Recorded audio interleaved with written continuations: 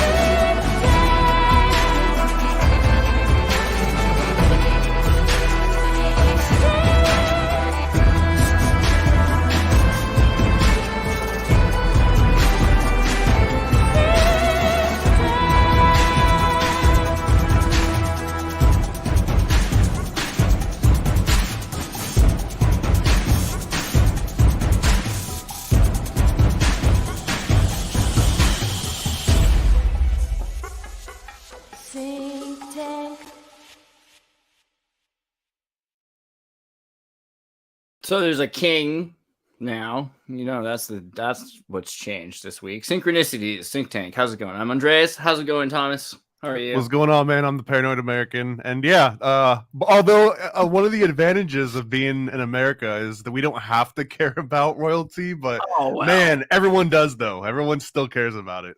Yeah, I don't know what's weirder, though. The people that think that it's important, or the people that are convinced that somehow it's actually not important. Like, really, we really are free and we're totally disconnected. And the fact that they're all watching it, that's just for, for fun. I don't know about that. I'm pretty convinced that this whole Virginia company thing is still going on, right? Remember a couple of years, what was it, 2007 was the Queen went to, let me see if I can find this. The Queen, Virginia company, what's it called? Jamestown town.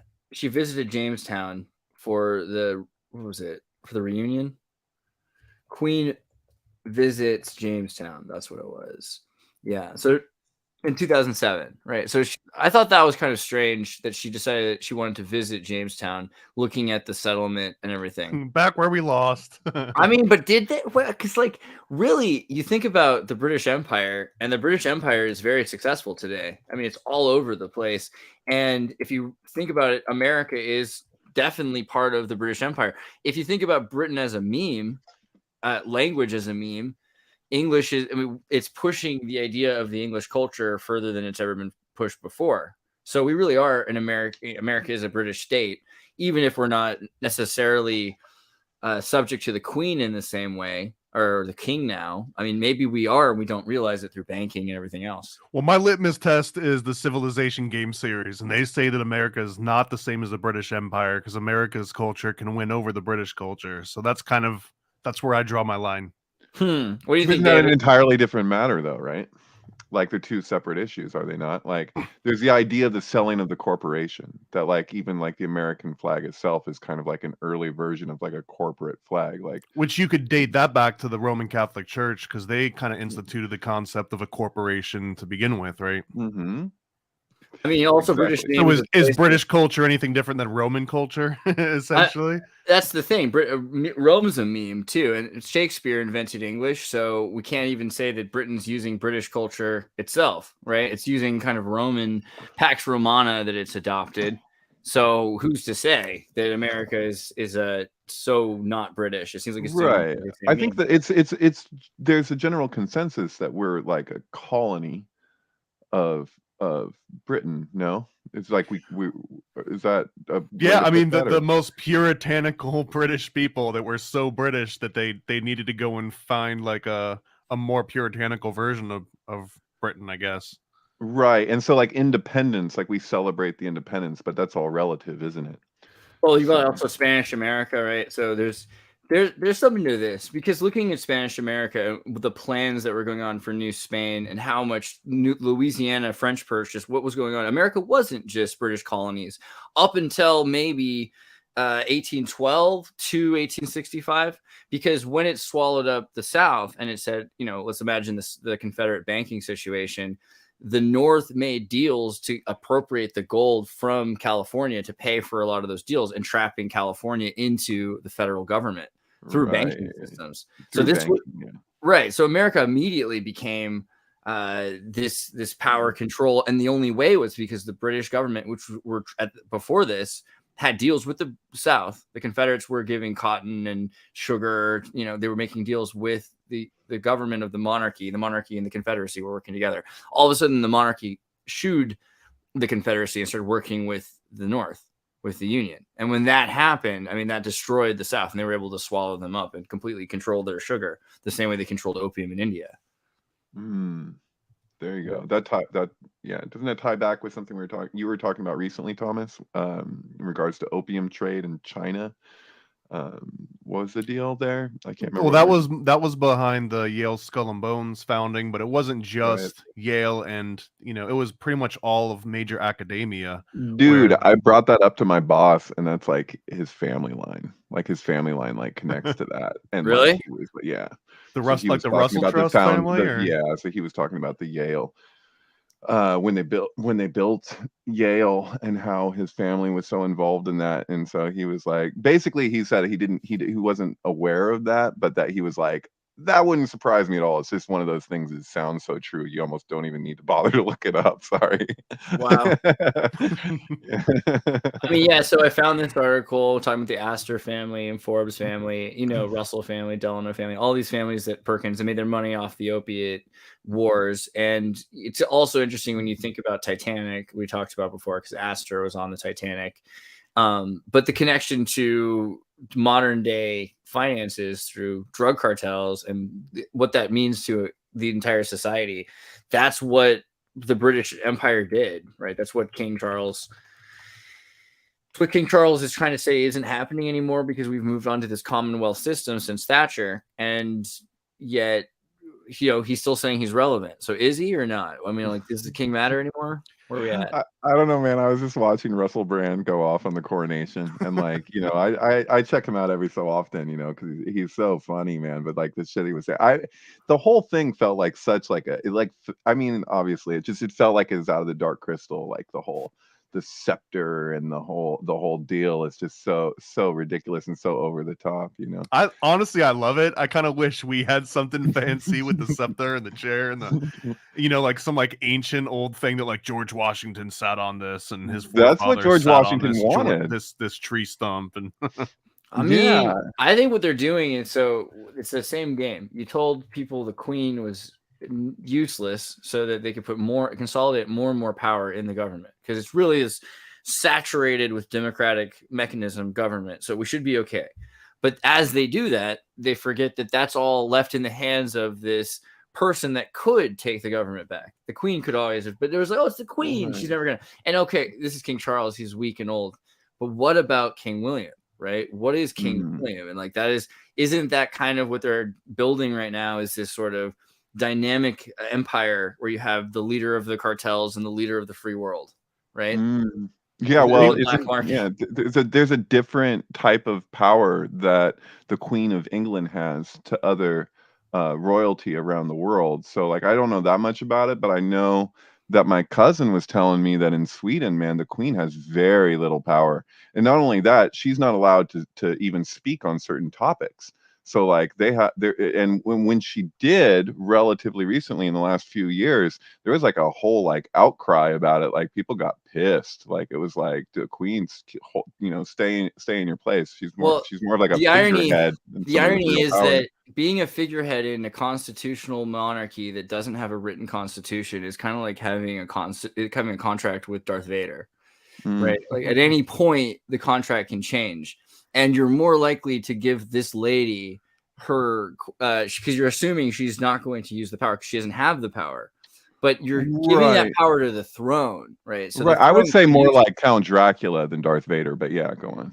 Well, she'll be those replaced. are the exact analogies I had in mind too, guys. I was actually thinking of the Green Goblin from Spider-Man and his son, but well, I'm curious here because, and this is my ignorance talking, but it's like if Charles came out and said, you know, I want to declare war on such and such, that's more of like him letting all of the other figureheads know collectively, hey, let's talk about doing this. But the U.S. president, if the U.S. president says, I want to go to war on such and such, like, planes are deployed within 20 minutes and we're actually dropping bombs at that point, or is there some kind of reality where, you know, King Charles can make that kind of a command and we're actually like they're actually dropping bombs on someone? I'm not saying this is a synchronicity, but they did call William the Conqueror William the Bastard. So I'm just saying in terms of what's really going on.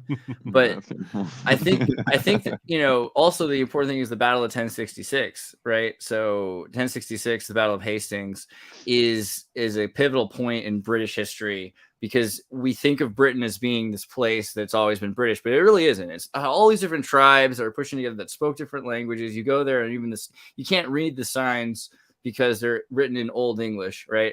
And so the Battle of Hastings is when the first of these new monarchies that are arriving that are from the only way you can say you're in charge of England is because your family comes from somewhere else, right? That's to be noble. You're saying your family's from Solomon and that's from the Holy Land. Oh, right? Yeah. You can't be local. You can't be a native and run the country. It's like launching an indie band, right? You can't perform in your own city. Dude, I've seen some YouTube videos. I don't know the validity of everything, but you know, I was looking at the crown. And I was trying to see, are there 12 gems? Because there's a whole thing around the throne and the crown that there's this kind of idea assertion that they are connected to the 12 tribes. And so like it's like, why would they even necessarily, like, I don't know, like, why do they even want that? How true is that? Is it like, I don't know. I'm looking now. I'm trying to see. I actually don't know. I mean, that's the other funny thing is it's very much the gauntlet, whatever, right? It's like it's got all the power. It's the power glove. You know, you've got all the different stones from all around the world.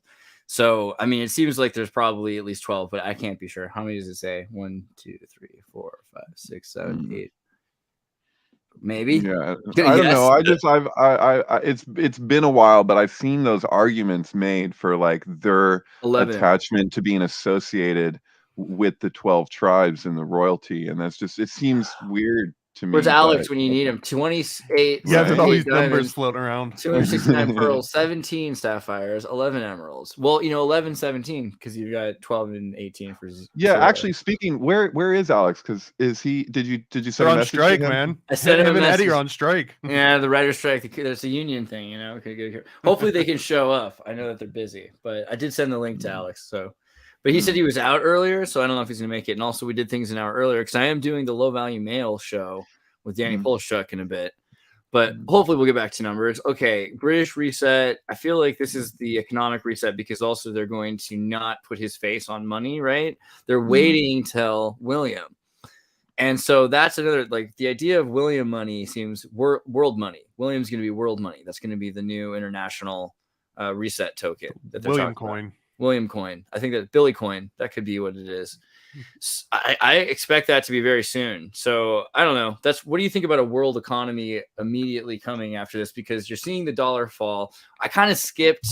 Let me see if I can find. Where's the one? Here it is. The real title of the episode. Well, just imagine like the FOMO that would be involved in internationally endorsed cryptocurrency. Like right now, the FOMO is on these little altcoins where it's like, oh, this small firm in China put together this coin that does these like interesting things. But if the selling pitch is like, get in on this now because this is going to be the future world currency brought to you by all the world governments. But I wonder if they're just going to wait for like some small altcoin to pitch themselves as that thing. And then like the governments themselves latch on in their own version of FOMO to make that the backing for the finance. You know what I mean? It feels like there couldn't be any like real good planning that goes into it because there never is. I'm fully relieved because it's that moment where you're like, where's Alex? We're all going to die. Hello. We're looking at numbers and we're like, without Alex, we're all in peril. Let me go back. First thing was, let's just look at the crown jewels of the crown, right? So we're talking about the crown and supernatural as it is. It does have some serious numbers here: 17 and 11 sapphires and emeralds, 269 pearls, 2,868 diamonds. Do you have thoughts on these numbers, by any chance? Well, 17 is a big one. 11's a big one. The other ones don't ring any bells, but I could do some calculating to suss out a 237 or whatever. But 17 is like, I associate it with 153 because the first 17 digits add up to 153.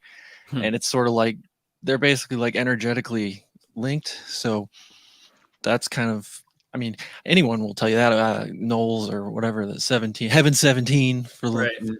It's all Kubrick. It's just everywhere. And 17 for Apollo 18. 17 Apollo missions. Because 17 is 0 and 18 is the 3 6s. It's the holy number, right? The most valuable. 17. The thing about the Penrose tiling, where you have like wallpaper, whatever, that's like a repeating fractal, like you can have, there's like 17 is like the limit of how many different sections in the Penrose tiling. I think it's so it sort of represents a sort of limit. Are there standard ways to incorporate color into gematria, or like calculating numbers and letters? Well, you could argue that we're looking at a purple crown here, right? So like Right. purple is associated with the middle pillar, it being I think that's actually a Freemasonic thing. I don't know if that's actually anything traditional to that per se, but there's just that idea, that basic idea that you have red and blue as Joachim and Boaz, and so the Tarian middle purple. pillar becomes purple, associated with Sirius. You know the whole I don't know who you talked backstory, to. right? With purple, that it was from Tarian snails, sea snails, and so that's why it's from a very rare snail from a difficult to reach part of Tar. And one was red and one was blue, essentially, and that when you combine the two most like rare versions of it, that you would get almost like a pitch black version of purple, and that was the most laborious to create. And there was also, I'm pretty sure, I'm not making this part up, but there was like something written into the law at the time that if your husband worked at creating this version of this purple pigment from these snails, that you could divorce him without contest, because apparently it left you just smelling nonstop, like 24/7. You would just smell of putricide all the time. So it was baked into their laws. That makes perfect sense, and I actually totally support that kind of thing. It's up there with like if your husband refuses to have sex with you, that you have the right to divorce, like in Jewish law or whatever. It's like, yeah, you got certain things that you got to do as a husband. One of them is that you just can't smell awful all the time, But then they started producing synthetic purples, and so then it became like a common color in the 1800s. I mean, that's the thing. I think that we're going to see something also with William. Do you have any thoughts on like William? Because I feel like there's a sync just with, I mean, King William. I think he's coming. What do you think? Look at subliminal synchrosphere. If that blog still exists, that's an incredible resource of just like crazy connections. Yeah. What did I just see? That I liked is that his coronation, King Charles' coronation, happened, and I checked this, and it's true. 6 months, 6 weeks, and 6 days after Queen Elizabeth's funeral, which pretty good, pretty funny, cheeky there by the royals. This website or this blog is so dense that I don't know if you'd be able to find that particular one, but he talks about the solstices, all these celestial events having to do with royal events and how consistent they manage to be in that way. So there's all kinds of stuff, but yeah. Oroadachi's usually good for that too. Yeah, this guy's from Ireland, actually. He goes by Horse Leather Fat as a Philip K. Dick reference. I don't know his actual name, but he's just wrote these very extensive blogs, and a lot of it ties in with royal stuff. It's worth looking at. Whatever. I'm concerned about like the next 20 years, because I feel like we got 4 or 5 left, according to some estimates and prophecies about King Charles, and then we're about to see this King William phenomenon, and I think that's going to be a bigger issue than people realize, because he'll consolidate all this power that's been left on the throne, people thinking, oh, well, it's an old woman, it's an old man, so it's not a big deal. And then he'll be able to lead a lot stronger Britain, or a lot stronger of an army. Who knows? I mean, the amount of people that are behind him. And that could be like the beginning of the authoritarian state, which has all been consolidated by BlackRock and etc. Vanguard.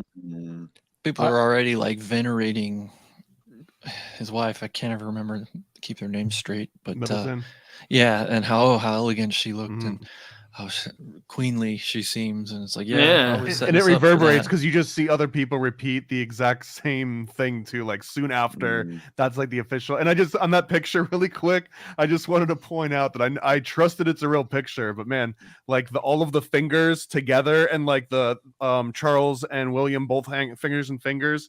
This just screams of like bad AI generation. That's like usually the dead giveaway is like weird looking. Those hands, right? Yeah. Yeah. Extra fingers. Right yeah, there was a couple extra fingers in there, maybe. Wait a second. The 6-fingered man. I don't know. Yeah. He's too skexy for his crown there. God. All right. Well, so the thing is, we're talking about that money situation. Let me jump to where is it at? Yeah, we were talking about cryptocurrency when I started, so I have thoughts on that. I don't remember, were we? But go ahead, because that's also important. You don't have to. No, I mean the William coin, Billy coin. Billy coin. Yeah, because I think that is going to play into this. But yeah, go. What were you thinking? Billy coin. William, I think King William. When we get to an international currency, right? It's going to, because they don't put the face of King Charles on the next notes. They're waiting a few years, and I think they're waiting for King William. And when William's there, we're going to have to decide between the petrodollar and the Brickus coin. And I think that it's really going to be this Rothschild British Jesuit third thing that they're, to replace the first, right? Well, to me, it's going to be Bitcoin. Yeah. And they can't do anything about it. So why? So what? I mean, I love Bitcoin. I always have. Look at me. I'm wearing a QR code. Why do you think Bitcoin's going to work? Like, whoa, man. Well, it is working. I mean, it's gotten this far, and it's not really. It's just the way it's distributed globally. The way it's set up, it's like specifically created to fix this problem of centrally controlled money. And so they can try to introduce things like right now, there's a big controversy that they're spamming the network with monkey JPEGs and NFTs in order to drive the price of transacting on the network up. Mostly on Ethereum, though, right? Like that's it used to be, but now they're switching it over to Bitcoin. Oh dear, they're trying. Hey, I want you guys to tell me if I'm ignorant on something, just because I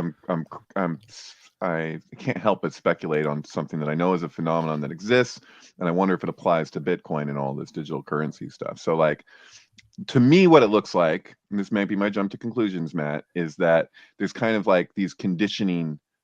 Like kind of like social engineering things. So it's like this is very much associated with like this is like something that people can do. This is something that we can, that's for us. And just knowing the tendency of what occurs, like my fear would be that somehow we could build that momentum, and as soon as it really takes off, that's when we would see it get hijacked, or that some other form would get established, and here we are in this position where they could just kind of like transfer everything over. I don't know. I don't know the language. That's exactly my concern. I think it's happened a few times over. So Bitcoin, first off, you have to imagine the idea of Samsung, Toshiba, Nakamichi, Motorola. That the idea of Satoshi Nakamoto is really the Moore's law, right? So Moore's law says that technology will continue to duplicate in size, because if you're printing a chip and you have a higher resolution, next year you can duplicate that chip double in the space because half the size, then you can have an exponential growth. And that there's a certain point where atoms will be too close to each other to be able to do that. So there's a curve that you're reaching, but that also ensures that the curve is reached, because the way to produce more of these blockchain contracts is to have a calculator that's powerful enough to do it. So you have to keep building in order to make a more and more powerful contract making machine. And then people are bidding to be the one to make that token lottery win, and they can actually have some of the crypto. The problem is you've got twofold. One, the governments, the other banking system. So banking systems like UBS Financial have built their own cryptocurrencies. And then you've got governments which have involved themselves. Actually, throw in the third, which is CIA-controlled media or any kind of propaganda, because then you've got things where the price can be controlled by Ponzi scheme. People will raise and drop the prices, and you have these extreme Bitcoin price drops, which are actually, I wish I could show you some of the times where they're just. It's like 90% drops. I mean, it's a regular thing. It's part of the whole cycle. These are mechanical drops, though, from when banks are trying to drop it down because they're putting billions. Yeah, I mean, the price is being manipulated constantly, and it has been since it started. I mean, that's the thing. Right. It's like but the thing is, like, it's the closest thing to the Philosopher's Stone that we've achieved as a human race. It's like living digital energy network that but isn't like that an organic? It's like literally like an organism in cyberspace. This is the movie Pi now. Thank you. I was just thinking it. And so this is the thing, man, is it's like when you look at like what has happened with currency from gold being the standard to now, like we're moving into like the digital realm. Like, doesn't that feel like because I mean alchemy was always an allegory, right? Like it's two things are true. So like they're related, but they're not the same thing. So you'll notice like a lot of spiritualism or new agey stuff will kind of make this leap where they relate money to like as though it were just like a natural process in nature, like a natural phenomenon, when really it's so contrived and it's so rigged the way everything's set up. Right, but it's the thing is like when we talk about like the Philosopher's Stone, I can't help but be like, well, maybe it's a cathodic mirror of what that points to. So it's like you say we're going from gross to etheric with currency, that we started out with something so dense and then we moved to paper. People essentially, like traded in gold for paper, right? Coming out of the Great Depression, right? So then it's like moving forward, it's like it's just becoming like air. But digital is not air. Like it's not, these aren't really like, and it's weird because like we relate to it like it's the elements, but it's a very like, well, it's the thing about Bitcoin. Again, it's like it's drawing physical energy, real electricity power, and into a thermodynamically sound engineered network where that energy will not escape. It will only get more and more dense. And there's a magical aspect because you're it's not just blockchain, it's Bitcoin, the brand, essentially. And so that's also a scary thing because there can be players that, I mean, why not Litecoin? Why are we obsessed with Bitcoin? It's because it's Bitcoin and it's the same blockchain. We could use that blockchain to make an alternative. Well, I mean, it's that, but it's also because the Bitcoin network has 500 quintillion hashes per second going on right now. And Litecoin has like a fraction of that. So the security is, well, yeah, because Bitcoin was the first one. It fixed it's the thing that solved the problem, and everything else is just an imitation. So, but there's ways. So the reason that it doesn't need to be an imitation is that there can be forking events, and this is the thing that we've seen with Bitcoin, where Bitcoin's been forked and people have had to make choices over what network they're following. I mean, I think that, which was all scams, like and attacks, and that, like, again, like this is, to me, I see this as World War III playing out on the internet financially. Like this is really quite a revolutionary technology that's like, and the whole question of who invented it and Satoshi Nakamoto is amazing too, and interesting and mysterious. And there's a lot of crypto case stuff about it, that too. And I have theories. One of my favorite theories is that it's actually John Nash, the cryptographer, which like I didn't realize that was a theory, but when I started researching him independently and watched A Beautiful Mind, which I'd seen a million times, and learning about him, then I was reading his wiki page, and it's like, oh, he was like a Keynesian, or he was anti-Keynesian economics, and he spent the entire like latter half of his career working on quote unquote ideal money. And he was totally influenced by Hayek and all libertarian kind of economics. And he's a fucking visionary cryptographer, game theory specialist who activist. You're tripping me out right now, because I'm just like automatically, I'm like Jennifer Connelly sync thread. So I'm thinking to myself that like, because she's with Russell Crowe and Noah. She's his wife and Noah. And so like I'm thinking of the fucking deluge in relationship to what you're saying. So and the Bitcoin is the arc, Bitcoin is the financial. Jennifer Connelly terrifies me. There's actually nothing more like Birds kind of, but Jennifer Connelly. Like I look at her and I'm like, why is she in this movie? What did she do? There's another sync thread here too, because both of those movies just mentioned Darren Aronofsky, who also did the movie with Jared Leto that had Jennifer Connelly in it, and he also did Pi. Oh, right. Wow. Yeah. Requiem for a Curiosity. Dream. That was it. Right.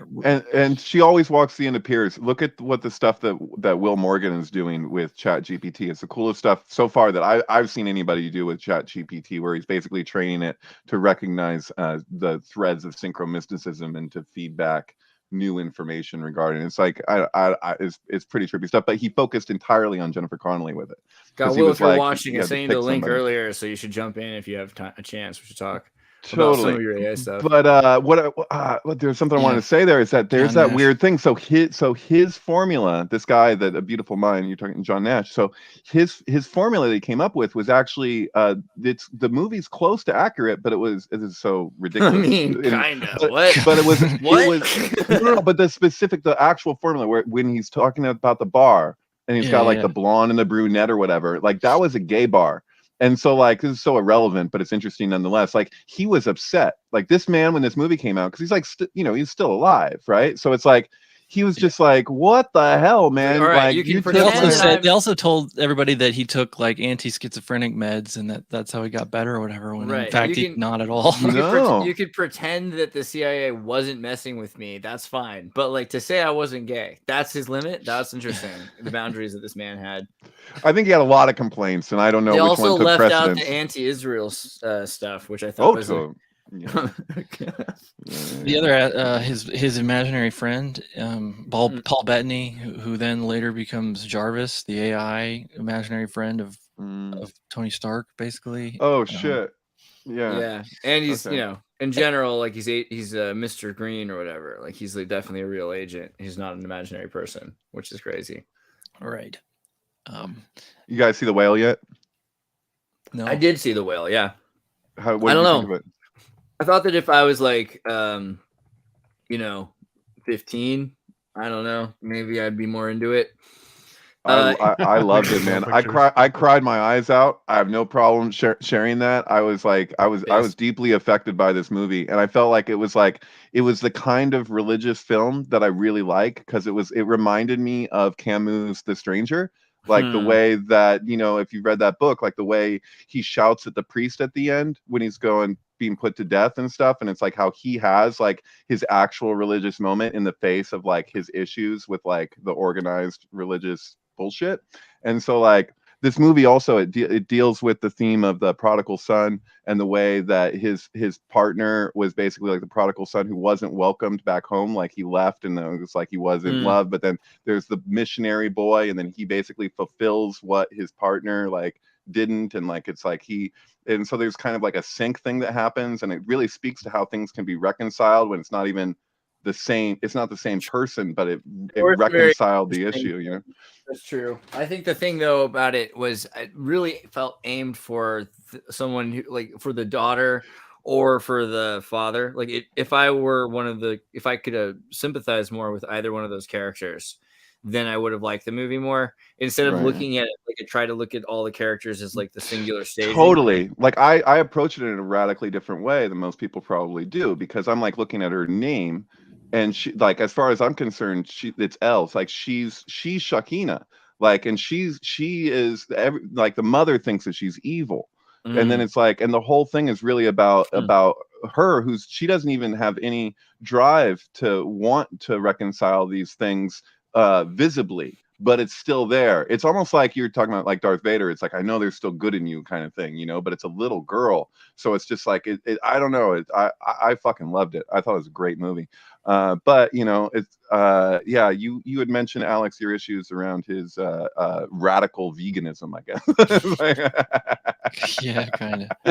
But whatever. He's a great filmmaker. He's just you could tell he fetishized filming a giant person eating Costco pizzas in a pile. That was right. Well, it's because his partner was starving himself, so he's feeding his partner through the whole thing. So it's very rare that I see a movie address sublimation in such a direct way, and that's what really moved me about it more than anything else. Is just that phenomenon that he's sorry all the time, because he's doing this thing, but he's like it's a drive that he's trying to bring his friend back to life, basically, or to have his friend survive. And so I do recommend it. I think he's right. I think we all need to watch movies after David talks about them because it's the opposite of a spoiler. You know what And I then mean? on the meta side of it, it's like Brendan Fraser, he got his ass groped to the point where the producer, big Hollywood producer, tried to stick his finger in his ass.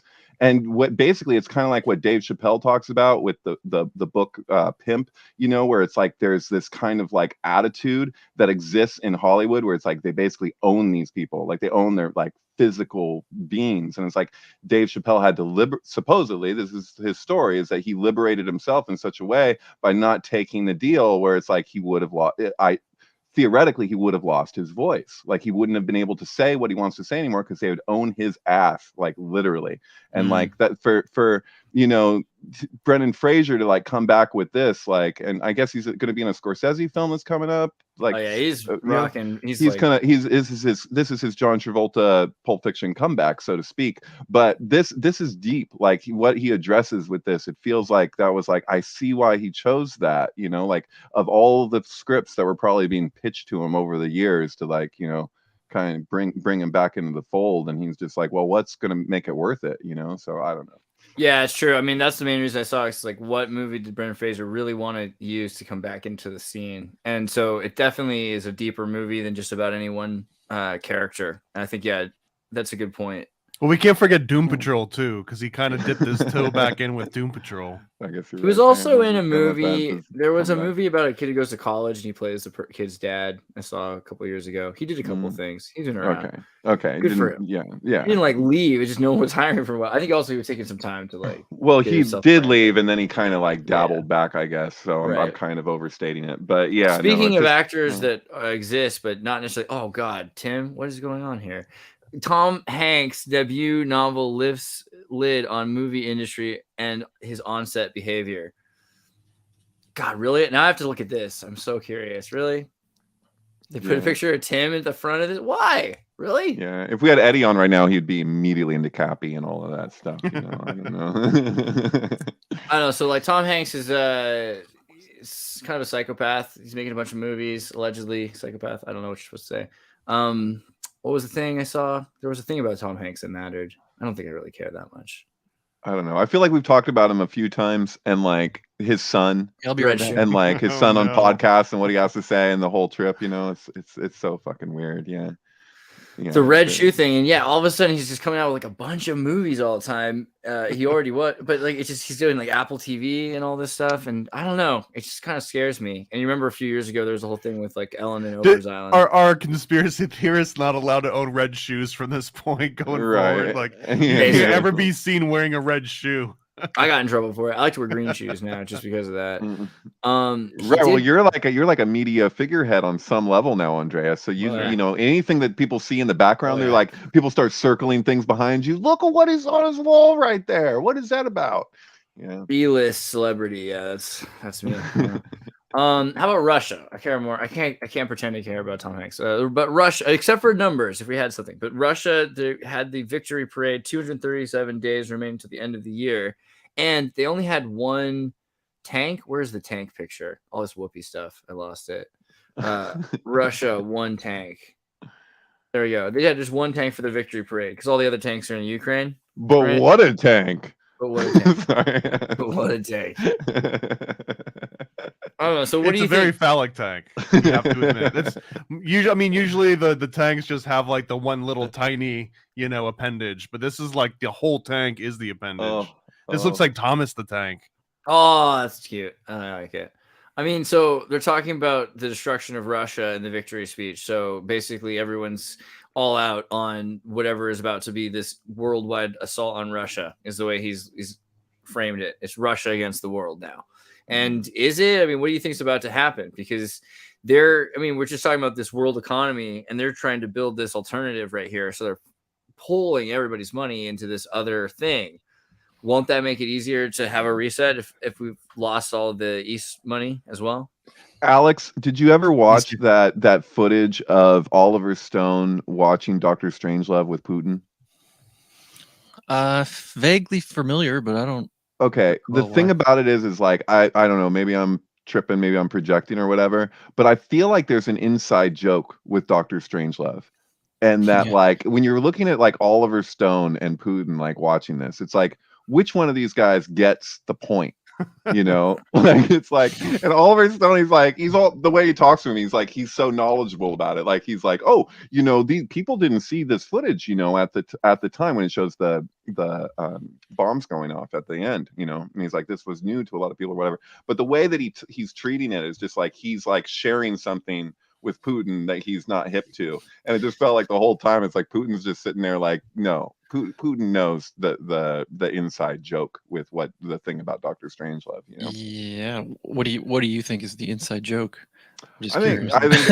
think it's multifaceted. Sure. For one thing, on an aside, there's the big subtext of the film, which is admitted by Kubrick and not like a theory. It's like that basically the whole movie is a sexual metaphor of Right. sexual frustration and the psychology surrounding it. So the guy concerned about our precious bodily fluids, General Ripper or whatever, like that guy, like the whole thing is a buildup of sexual frustration until the bomb at the end, which is basically orgasm. What does And the fluoride stand for in this symbolism? Because it was probably fluoride that was going to probably turn you into a the communist. facts around fucking what fluoride is, and him like basically subversively figuring out how he can communicate a very serious point and do it in such a way that he can get away with it.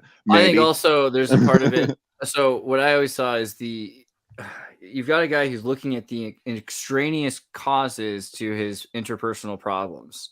So what about the world can he change? Because he can't change himself. Right, And right. so even just on like a very like face value level of the movie, you know, the reason why the world breaks down is because of interpersonal drama and problems with human error, right? So Thank you. Human error.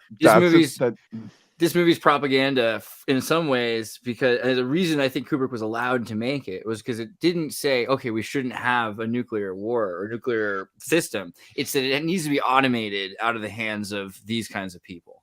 Right. It wasn't meant to be a comedy when it first started. It became a comedy because Peter Sellers, the story goes, is that he was just so damn funny. They were like, oh, fuck it, we're doing a comedy. Because all the research that went into it was all serious shit. Like Kubrick researched the hell out of all. And actually, there was changes that were made in the U.S. military over this film because it forced them to look at, you know, way is it possible, like what happens here, like that could happen or whatever. So there was actually protocol changes and things that took place over it. Like, how did you know what our war room resume, right? Wasn't that his resume to get into the Apollo program essentially? Yeah, it sure seems like that's what Jay Widener argued. Yeah. How did you know what our war room looked like? He's like, I just assumed, really. So right, no, and just like that. That is actually green. So like he insisted that the table had to be green because he wanted it to be like they were gambling. But you're like, dude, you knew this was going to be a black and white film. So it's stuff like that with Kubrick that was just so interesting and classic, you know. But yeah, and I feel like he says some things when he means more, you know, like to say that the movie is just a sexual metaphor. You know, it's probably not just a sexual metaphor. No, it's not, but it's about psychology, which is like throughout his films you see this kind of like psychoanalytic, like almost dream symbolism that's just like embedded in it to the point that it takes it further than a lot of other filmmakers do with like subtext. It's like the subtext takes the forefront in Kubrick films. So it's like, and once you know the subtext of any Kubrick film, you can kind of like get the, you know, the insider scoop there a little bit more. But I think that he like what it speaks to is that it's kind of like is it even the Cold War, like the way that it was all treated, like they obviously wanted to keep the public not just like on their toes, but afraid. They wanted to control the public through fear. What a concept, right? But like, you know, it feels like this movie almost wanted to like, I don't know, like not lighten that load, but offer insight into just like the sheer ridiculousness of the whole thing. That it's like, these are people, you know what I mean? Like, and people are dynamic and whatever. There's a you know? quote from Kubrick, one of his interviews, where he talks about the nuclear bomb, and he's like, the A bomb is it's like the greatest possible abstraction that you could possibly have. And which, because I'm kind of halfway on the side that nuclear weapons don't even really exist. Nice. And so in a way that they're just a big psyop, that they are in itself a psyop. And so in that sense, like reading that quote from him, it's sort of like, that's kind of the same idea, that it's such an abstraction, or it's treated as such an abstraction that. Dude, I'm gonna take you. We're gonna go to Radium's Hot Springs. We'll get some, because energy drinks, the original energy drinks, which is radium water. So I mean, the release date of Doctor Strangelove, for not necessarily the premiere, but the first showing that was to be of Doctor Strangelove, was actually the day and year that Kennedy was shot.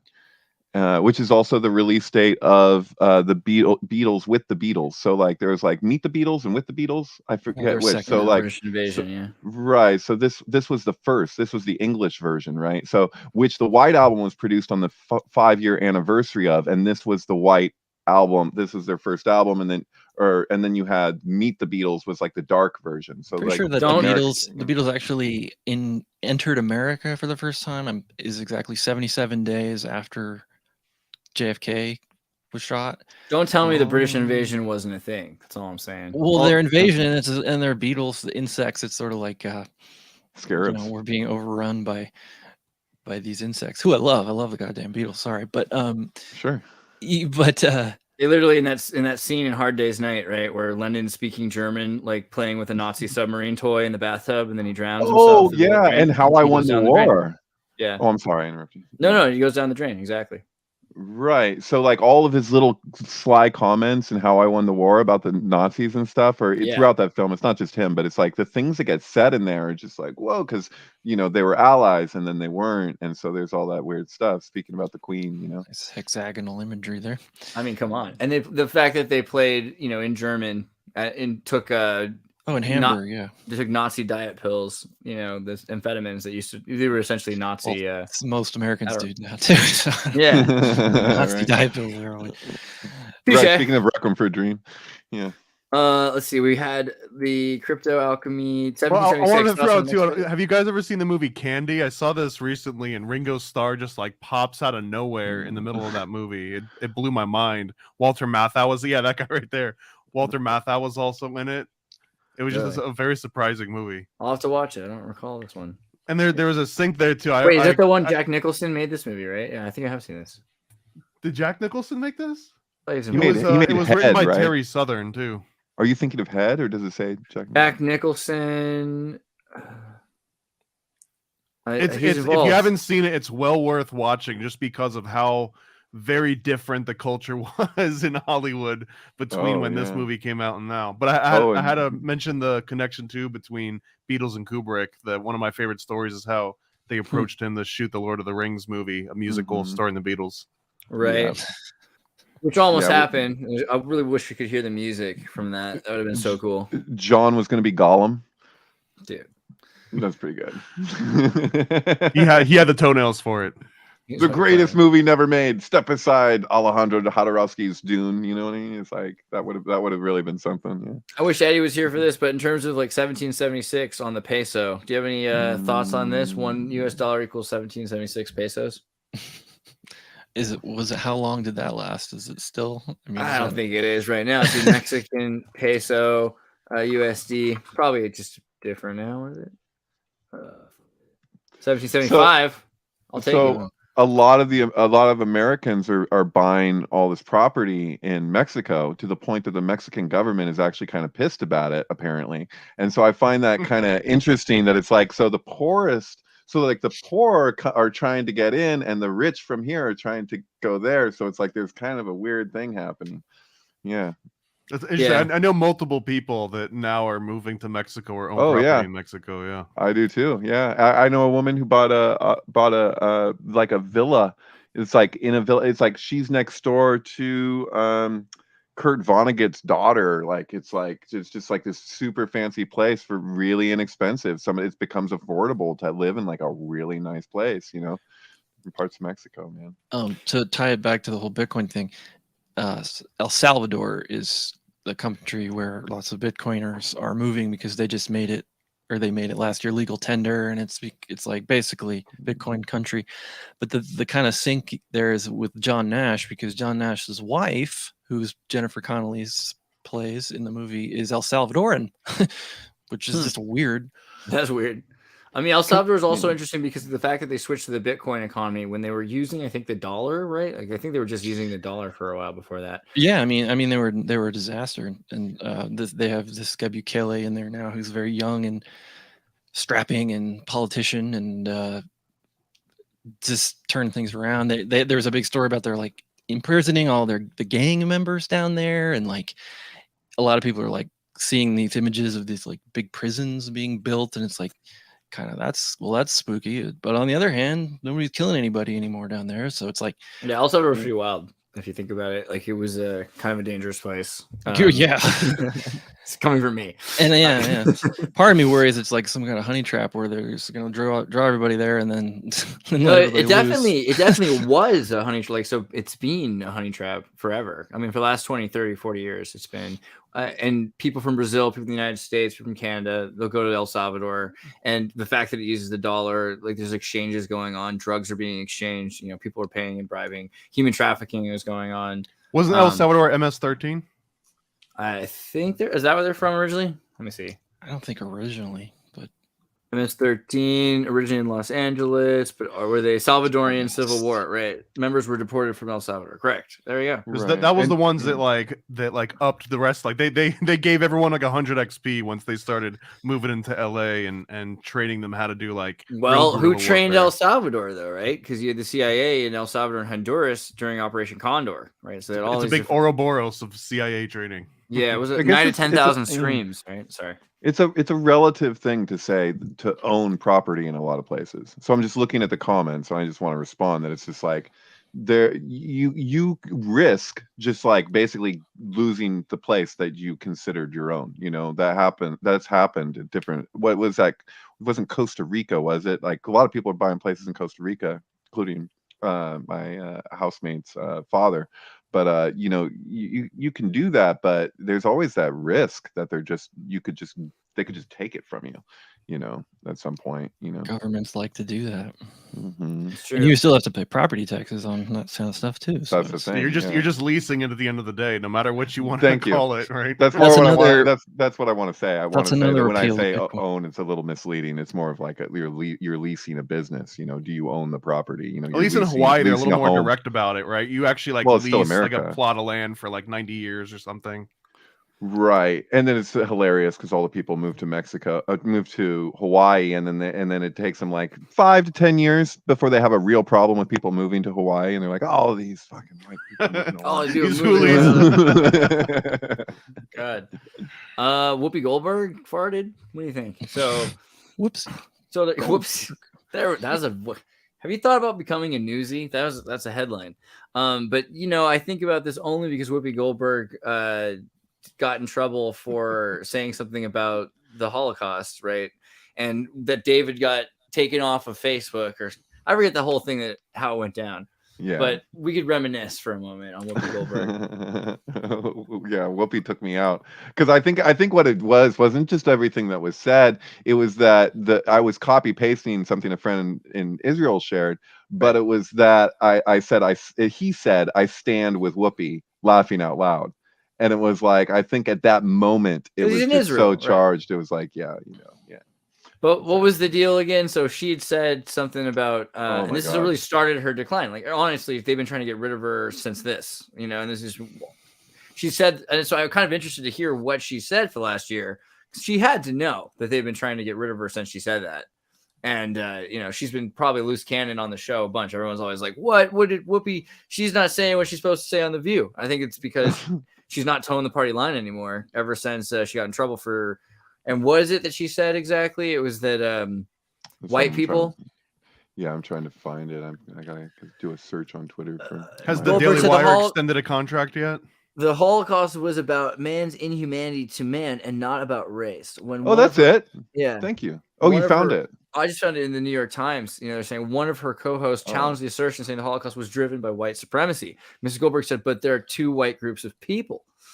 She added, this is white people doing it to white people. So y'all going to fight amongst yourselves. As she continued to speak, music came on, indicating a commercial break. This actually brings definitions of white people are on a confusing. related tangent, but I'm curious on your guys', specifically David or Alex, if you guys got any thoughts on Norman. I think his name is Norman Finkelstein, that wrote The Holocaust Industry, where it's like he was the Jewish guy that wrote the version of what Whoopi Goldberg is saying, but it's kind of like, I'm allowed to say this because Right. I myself am Jewish. Right. I mean, there's always that card. You get a pass, right? Well, it's kind of like it's something I've gotten in trouble keep for. My mouth shut. I'll get in trouble for a second because I have a lot of Israeli friends, and I was living in South America. There'd be Israelis who, after serving their forced tour because they're conscripted by the state, then they end up, after I think you're a little shell shocked and you want to go to South America and relax for a minute, and then you'll see Israelis at a bar, and it'll be black Israelis on one side of the bar and white Israelis on the other side of the bar. And I'm not saying everybody in Israel is like this, but I am saying that I saw a lot of racially segregated Israelis when I was in South America. I think that should be mentioned, that exists, that there is racial segregation. And it shocked me because it felt like it was something out of, apartheid or something. In forced segregation or like cultural segregation where they weren't hanging out with each other. It's called a cultural apartheid. You don't, apartheid doesn't only have to be racial necessarily. And that's the thing about ethno-states. There's several layers of this. So in Israel, you also have Russian immigrants who eat pork. And so a lot of Israelis are like, whoa, we brought all these Soviet Israelis or Soviet Jews who have now become Israelis, and they continue to eat pork because in the Stalinite period, they were encouraged to.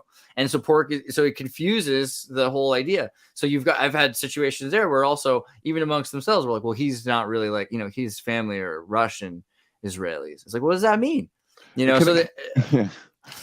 Can I read the thing that I'm pretty sure got, because I so basically the story goes that I posted this and then I had 2 strikes and then it was just like my account was just completely deleted like shortly after I posted this, within minutes.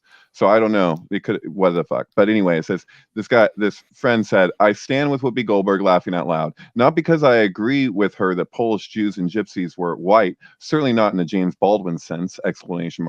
But because she's absolutely right that the problem with the Holocaust wasn't Judenhass, but something much more universal, the othering of the otherable. Hitler needed a working class movement that wouldn't threaten the ruling baron class, so he could both fund the movement as well as have the beer hall crowds.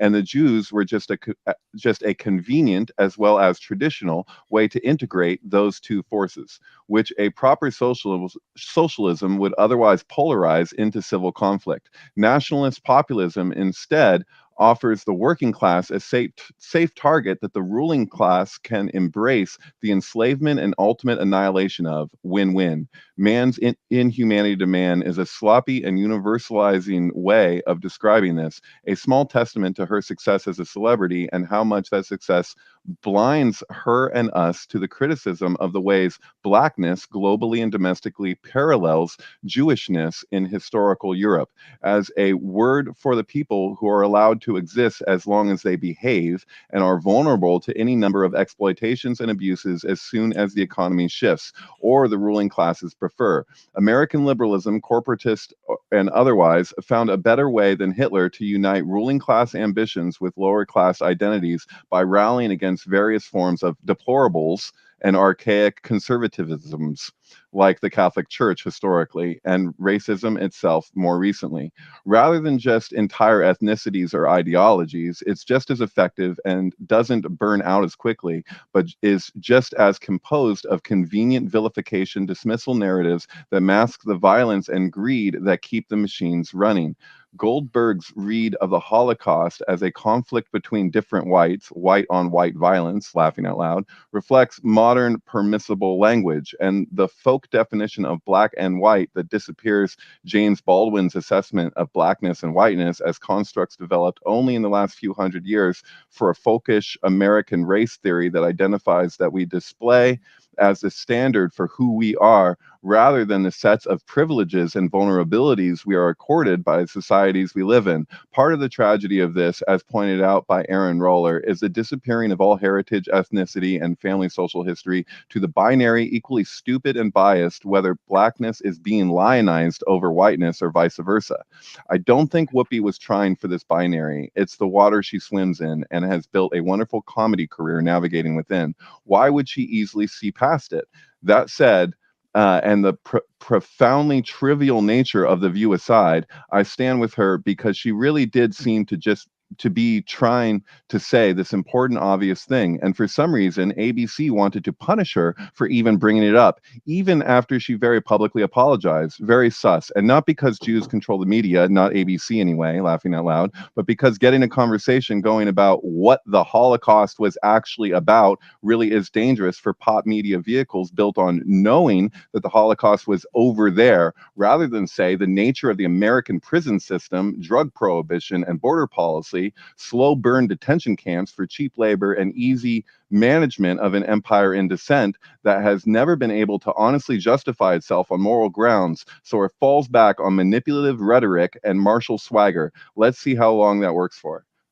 Thanks for letting me read that. It's just like, I like to be able to share it, because I feel like I put that online. I was like, this is good words. Like, people might disagree with me, and that's fine. But like, I was like, I really resonate with this. And then it's just like, oh, I don't get to share that. And it's like, not only do I not get to share that, I don't get to share anything ever again on your fucking platform, as with, you know.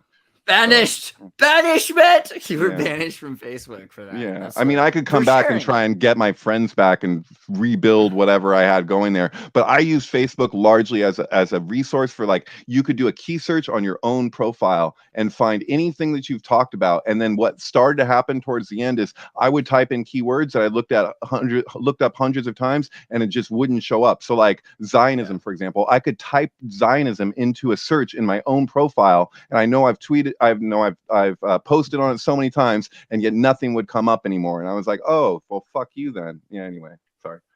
No, man, Facebook was pretty silly, but you were compromised. They saw it. They knew all of a sudden they couldn't trust you to just like share nice pictures and post anymore. They knew you were going to share stuff like that. I thought about Theodore Rex the whole time. Of course, anytime I think about Whoopi Goldberg, I liked how what he was reading was completely juxtaposed with Theodore Rex. I mean, juxtaposed in a parallel kind of way. I mean, it's oddly applicable. Yeah. Because what is Theodore Rex about? Let's start. I mean, obviously, this is the greatest Whoopi Goldberg movie, the one that she didn't want to make. They forced her. She signed up for it, and they're like, she's like, wait, what? No. And they're like, oh, you already signed the contract. You'll either do it or we'll sue the hell out of you. So she was forced to be in this animatronic movie about a cop that gets a new rookie, right? And it's just like any cop movie where you've got, it used to be an old white cop who has a young black cop, right? Yeah. And then it was the black cop has a female cop, and now it's the female black cop. But who do you have? Who's the new? What's the next thing? Like, if everyone's equal, then all you have left is Dinosaur. So now she's got. But he's also a king. He's a king and he's a reptilian. Yeah, all of it at once. So, I mean, and bringing that back into the fray, they also have this reset that's going on. They're in the process of resetting. The New World Order is here. They're going to genetically vaccinate people with this fish DNA that makes them be able to survive a freeze. And then everyone's going to freeze, and the only ones who have the vaccine will survive it. That's kind of the kids' movie. You know? That early 90s, the Super Mario Brothers, too. I think they love dinosaurs and weird animatronic guys in dystopian situations. So that doesn't surprise me. Eddie made it in. Hey, God, help me. We tried. I talked about all your things. You have no idea. I was like, and then Synchronist said this, and then Eddie had that. We're gonna get into the Moonlander, and nothing but bad news. Okay. I wanted to do something about 1776 peso. We already brought it up, but if you have any thoughts, otherwise Theodore Rex immediately. You have thoughts on Theodore Rex? It sucks to go to Mexico, and all my in-laws are there, so 1776 can't get you any taco under $2. Really? No, everything's going up in prices in Mexico too. People in Mexico are screaming poor right now. You know, I mean, yeah. Imagine us going down there. Well, if you go to Mexico, you're living like a king, even though there's inflation now. But like a Theodore Rex kind of king. Yeah. Sorry, had to do it. But wait, so have you seen this movie? Do you remember this one, Eddie? Like Theodore Rex? You know what I'm talking about here? Is that the family show? The dinosaur family? Oh, Yeah, no, no. Oh, I think they different. just had a spare dinosaur after the show got canceled. But I think so too. what they ended up with is they forced Whoopi Goldberg under contract to be in a movie that she wanted to not be in. She tried everything to get out of it, and she couldn't. And the whole point of Theodore Rex, interesting. I never thought about that. Why couldn't she get out of it? She's on contract. She was on contract, and then she read the thing. She's like, "I'm not doing this movie." They're like, "Yes, you are." And they made her do this movie, and she's just miserable the whole time. And you can see it in her face. She's like, "Please don't make me do it." And it was the most expensive direct-to-video movie ever made at the time. And kids got it right because you're like, "Oh, Whoopi Goldberg, it's safe." And you put the videotape in, you go to work, and your kids are stuck watching this movie about a reset with a vaccine that gives them frozen fish DNA so that they can hang out with vegetarian dinosaurs that believe in reincarnation. And our cops. Dude, this movie doesn't even exist. You've never seen it. Yeah, somebody pointed out Shazam in there, and I'm just like, look, we got this. Isn't a real movie, man. This right? Who wrote this? I mean, who's the writer? Who's the director? The Illuminati. I want to know now. It says, let's see, Julia Landau, Ed Wood. I can't see. Chris Productions. Let's go to the wiki on it. Let's see what we got here. She's related to Landau. Buddy cop. It's called a buddy cop movie. That's what that genre is. Okay, it was written by Jonathan Beetlejuice. Oh, there's a bit of that Beetlejuice scene going on. That's pretty weird, right? Okay, and nothing. They're not going to show anything about him. Wow. Wait. It's basically say, hey, don't mention my name ever. Don't ever attack. Yeah, that killed him. He was done after that. He wrote The Last Starfighter in the 80s. That's pretty cool. That was his big break, and then he ended on Theodore Rex. Talking about killing career after Last Oh Starfighter. my god. Yeah, no, I mean also did the Science Project, right? Which is another weird Illuminati kind of thing. Isn't this one yeah, my Science Project came out right around the same time as Weird Science, no? Yeah. So it was like, yeah. And Disney Touchstone with the alchemist symbol for Eisner's new logo, orb-like piece of equipment. Both my Science Project and Weird Science have that one guy from The Hills Have Eyes in it. So like at the end of Weird Science, he's like riding around the place on a motorcycle in the house. That like really weird looking dude. Oh, like the Mad Max thing. Big head. Yeah, you know what I'm talking about. Yeah, that guy. Not that guy, but the other guy who's with him. Yeah. So like he's in the background right there. You can see him there. Yeah, there he is. Oh man, it's like that guy. That guy is in both Weird Science and my Science Project. that's the Goonies guy, right? That's the same guy. Is he the same guy? I don't know. I mean, they put a prosthesis on his eyeball. Prosthesis, yeah, probably. Yeah, that makes sense. Yeah. Goonies guy, yeah, of course. Oh, Goonies. It's Sloth. It's not the Goonies guy. It's Sloth. Right. Thank you. Flashback. I don't know. So the other thing was they're all into reincarnation. Like, so the dinosaurs, they want to be cremated, put into some fertilizer pot, and they want to eat salads out of the ground grown from the fertilized dead dinosaurs. And that's like, they're just like, this is what everyone else should do, right? We should all become vegetarians and everything. And yeah, the whole movie, they're trying to fight this guy who's this white guy who thinks that he's going to be the one who's saved at the end because he's the one who came up with the money for the vaccine. But he's not going to be, basically. Like, they've got like some secret ruthless billionaire group that's going to actually reset the world. I don't know. Ever since the I'm sorry, I'm just trying to throw this in there. Ever since the coronation of King Charles, I just kept thinking I'm a reptilian. I mean, right. Even what's his name? The conspiracy guy, the British conspiracy guy. What's David Icke? David Icke. I made a post. I forgot what he said, but he was making fun of the situation. But I don't know. Now it seems like there's a like reptile thing going on right now.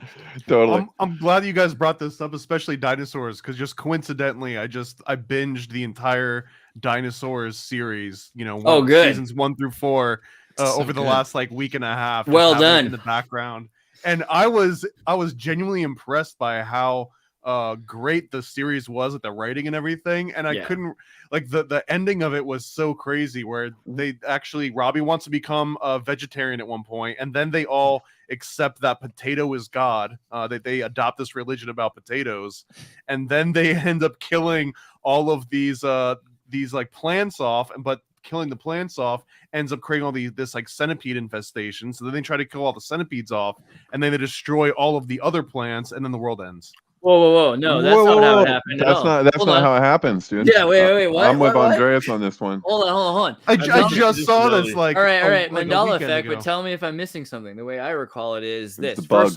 First off, that's the unofficial finale because they wanted that to be the finale, but Disney wouldn't let them. So the real finale is about the Barney finale. You mean the Barney doll came 4 episodes later. They showed that a few episodes before it, so that people thought there was still something happening. Like another episode after it means it didn't really end, right? But during the episode you're talking about, which is the 8th episode of the 12th, and then that is technically the one that Jim Henson wanted to be the finale.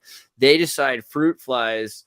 They were building a factory to make fake plastic fruit, and the wax fruit factory is where the fruit flies mate, and they tear down the forest to put the fruit factory, the plastic fruit factory there. But then the fruit flies can't mate, which then causes the infestation, which then they try to stop, which then they destroy the environment, which everything else is true. Well, the way they remedy is that they're like, where do clouds come from? And they're like, well, clouds come out of those, big mountains over there. So they look at the volcano and then they're like, well, let's make the volcano produce more clouds. So they basically like drop explosives or something into the volcano. I can't remember exactly, but they basically there's a weird scene going on because if I don't know if you saw my last tweet.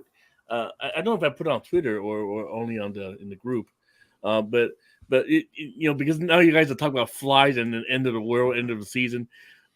And I just made a post about this prediction. This guy, Aaron C. Donahue. The black flies, yes. Yeah. Do you know that guy? Do you know what I'm talking about? No, I saw your post about it, and they had all washed up on the shore. He's like one of the guys who appeared on Our Bell and just scared the crap out of everybody.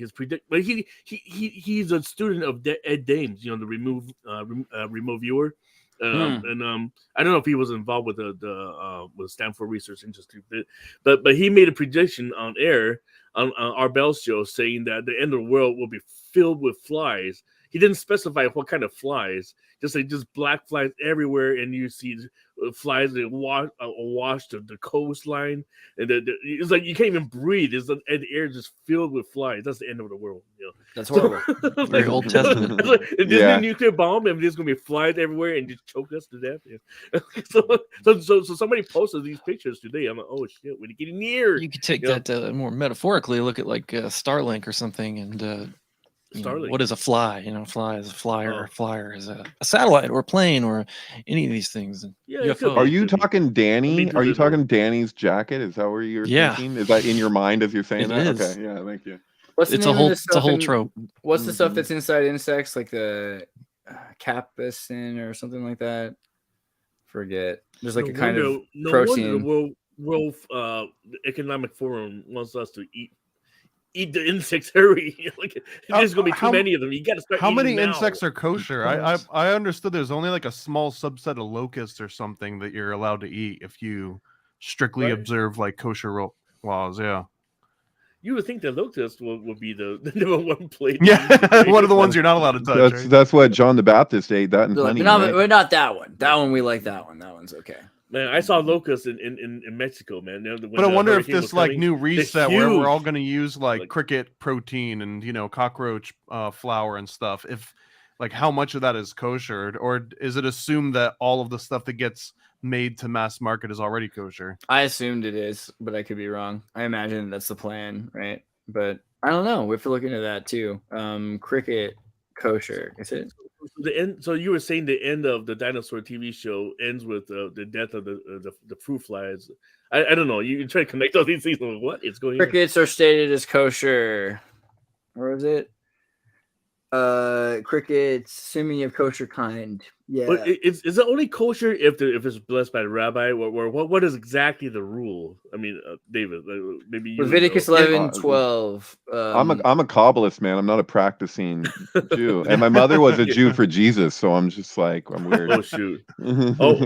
So you were kind of like raised like the Phoenix family. Like the children of God. Let's go to my God. Bill Gates, risk of AI. Any thoughts on that?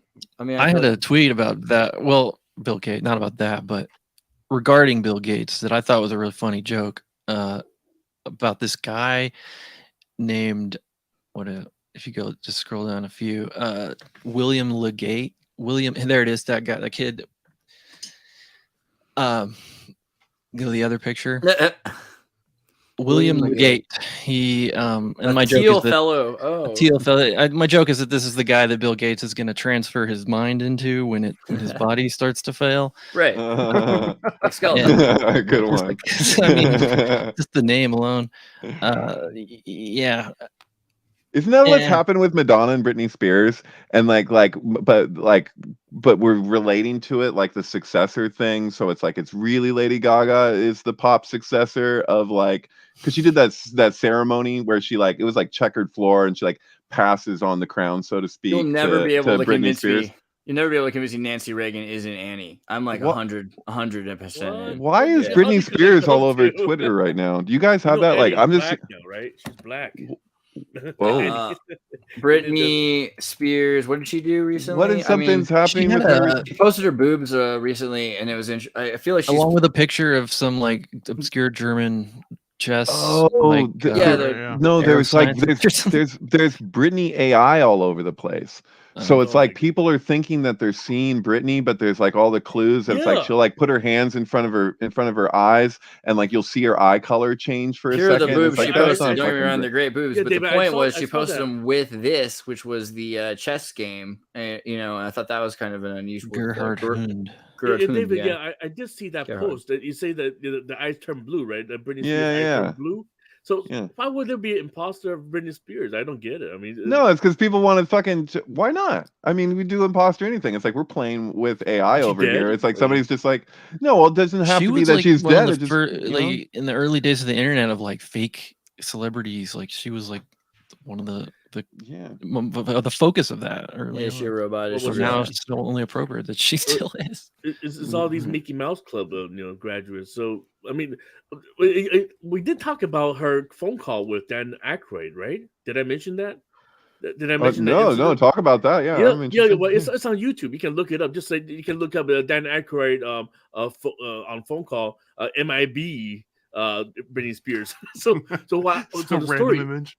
Yeah, what happened was that Dan Aykroyd, he was doing this TV show, like some kind of weird like UFO show that he was like pitching to Sci-Fi Network, and then he was in the middle of the pitch meeting, and then suddenly he got a phone call from Britney Spears, and Britney Spears was trying to invite him to be on MTV or something like that, to be on an award show with him. He played her dad in her movie, right? What's that movie called? The Britney Spears movie, but Crossroads. Yeah, exactly. So he was playing her dad in Crossroads. So she had tried to invite him, and it was over the phone. So, okay, Brittany, I'll be there. And then, but he was on a smoking break, so he was outside of the office, and then all of a sudden, this big like MIB looking Oldsmobile, big vehicle, just pulled up to him with these crazy tall looking, like pale as like ash. I think one guy stepped out of the car and just stared the crap out of him, and then just went back in the car and drove off. And he wasn't finished with the phone call. He was, okay, Brittany, and he turned around and the car just gone. He just made a turn and. Dude, honestly, if you were making a movie, Britney Spears movie, like you would be doing everything you could to put every esoteric symbol and number, anything you could, right? Because it's the only thing you can think about. Yeah. And do you remember? I remember footage of when she shaved her head, and she was in her house, like her home, like her parents' house or whatever. And there was like her parents are outside, and there's like men in black, whatever, men in suits that are like keeping her parents from getting into the house, and they're like shouting and they're pissed off. And she's got people, you can see in the window, there's like people talking to her in suits, like trying to like calm her down or whatever. Do you remember that? Mm-hmm. You're talking about Britney. Yeah, I'm talking about Britney Spears when she shaved her head. You can imagine like she freed herself because she's like, look, now you guys can't use, you don't own this anymore, like because they're trying to say they own her, they can do whatever they want, like what I'm saying before about Brendan Fraser and what Dave Chappelle was saying, it's like that is a thing, man. Well, her dad's been in control. What's that status, the legal status called? Not guardian, but well, her dad's been controlling her. Yeah, and she got away. She got out of that finally. Things kind of got worse. I mean, I don't even know who the Sam guy. She married him, now she dumped him, and just weird. Just all these handlers left and right. Didn't that happen with the Culkins too? Like Macaulay Culkin's parents were like what was the deal? I can't remember exactly what that was, but yeah. Well, they were trying to steal his. They were their managers basically, and they were fighting over the money. Yeah, Jackson 5 situation too. Yeah. And they fucking what was it? They chemically castrated Michael. That's the rumor, at least. That was actually his parents or something weird shit. Tried to at least give him puberty delaying hormones something. Something like that. Now his younger brothers are doing better than him. The one is in the Succession. What's his name? Kieran. Yeah, Kieran. And then the other guy, the other little brother is like this. He's like a hunk or something. He looks like a Tarzan. I don't know. You guys could probably correct me, but wasn't that like a standard practice? If you wanted like a falsetto out of your kid, you would just castrate them. Yeah, I think that was actually a church thing, right? So like, there's the whole, like the idea of like, oh, rubber bands around the testicles. Like, how do they get those boys to sing like that and to keep singing like that? It's crazy. Castrato castration singers, right? Yeah, actually, I just went on a major thing on falsetto yesterday. I was listening to a lot of Klaus Nomi and Vitus, right? Sorry, what you say, Eddie? Oh no, I'm saying like, if you look at Amadeus, right? Wolfgang, Mozart, he's kind of like the same thing. I mean, I don't know if he's castrated but he was under the control of the Pope, right? Well, you can also train your voice early. So like the idea of the falsetto was that they maybe would do bands, or maybe they're using certain hormones, or they find people that have really late puberty and then they train their falsetto. So by the time that their voice does drop, then they have both ranges. And so falsetto took off, not just because castrato was weird, but because it was better because you had double the range a lot of the time, or you had better control of the range. But you also would eventually lose some of that range, which is what happened to Michael Jackson. And that's why he always tried to speak in that range and just keep himself in the higher range all the time. Vitus, though, I mean, like, go ahead. That's why it's called falsetto, right? Because they're they're like kind of falsifying their sexuality. That guy's amazing. Right? I love that guy. Is he Russian? He's Ukrainian. He's I needed to see this. You don't know. I needed to hear this. I love that guy. I love him so much. He kind of reminds me of what's that the Canadian comedy troupe? What's it called? The Boy Next Door? So he reminds me of freedom. When I think of freedom, like as an American, like I feel like I've studied freedom. As a libertine, I feel like I've explored it. Like real freedom came to Russia and Ukraine right after the fall of the Soviet Union, and it just expanded itself until you got to the collapse of freedom, which was the election of Putin. But right before that, you have this peak point where what is freedom? Freedom is how much you can experience, right? And so here's a guy who literally turned himself into an instrument, and he's wearing every shiny thing, and they've got every electronic instrument, and they're on TV. Like they're experiencing all of the freedom, right? This was all the freedom that Russia ever experienced. And there was a final moment of freedom before before the window closed again, before the sun set.